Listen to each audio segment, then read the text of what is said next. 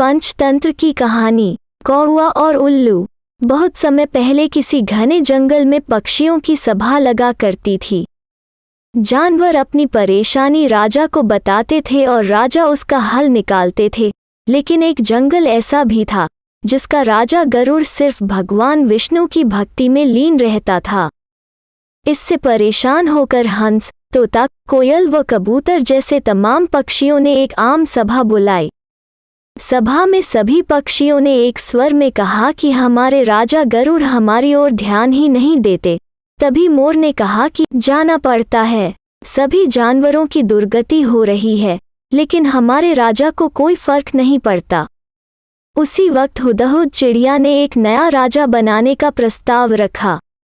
कोयल ने कुहू कुहू और मुर्गे ने कुकड़ुकू की आवाज निकालकर इसका समर्थन किया। इस तरह घंटों चली सभा में परेशान पक्षियों ने आम सहमति से एक नया राजा चुनने का फैसला लिया। अब राजा को चुनने के लिए रोज बैठक होने लगी। कई दिनों तक चर्चा करने के बाद सभी ने आपसी सहमति से उल्लू को राजा चुन लिया। नए राजा का चुनाव होते ही सभी पक्षी उल्लू के राज्य अभिषेक की तैयारियों में जुट गए। तमाम तीर्थ स्थलों से पवित्र जल मंगवाया गया और राजा के सिंहासन को मोतियों से जड़ने का कार्य तेजी से होने लगा। सारी तैयारियां होने के बाद उल्लू के राज्याभिषेक का दिन आया। मुकुट, माला, सब सामान तैयार था। तोते मंत्र पढ़ रहे थे।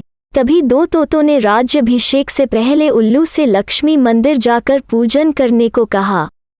उल्लू फौरन तैयार हो गया और दोनों तोतों के साथ पूजा के लिए उड़ गया। उसी समय इतनी तैयारियां और सजावट देखकर कौवा आ गया।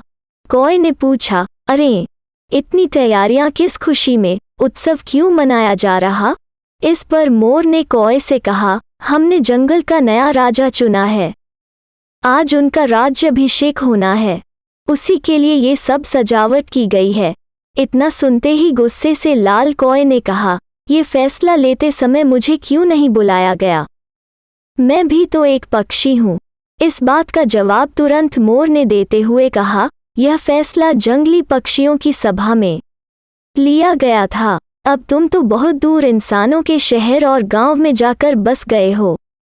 गुस्से में काले कौए ने पूछा, किसे तुमने राजा चुना? तो मोर ने बताया, उल्लू को। ये सुनते ही कौवा और गुस्सा हो गया। वो अपना सिर जोर जोर से पीटकर काव काव करने लगा। मोर ने पूछा, अरे, क्या हुआ तुम्हें? कौए ने कहा, तुम सब बहुत मूर्ख हो। उल्लू को राजा चुन लिया, जो दिन भर सोता और जिसे सिर्फ रात में दिखाई देता। तुम अपनी परेशानी किसके पास लेकर जाओगे?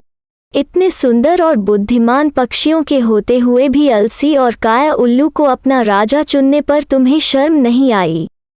धीरे धीरे कौए की बात पक्षियों पर असर करने लगी। सभी आपस में फुसफुसाने लगे। उन्हें लगने लगा कि उनसे बहुत बड़ी भूल हो गई है। इस वजह से देखते ही देखते सभी पक्षी वहां से गायब हो गए। राज्याभिषेक के लिए सजी जगह पूरी सूनी हो गई।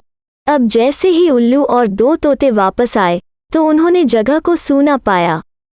यह देखकर दोनों अपने साथियों को ढूंढने और वहां से जाने की वजह जानने के लिए उड़ गए।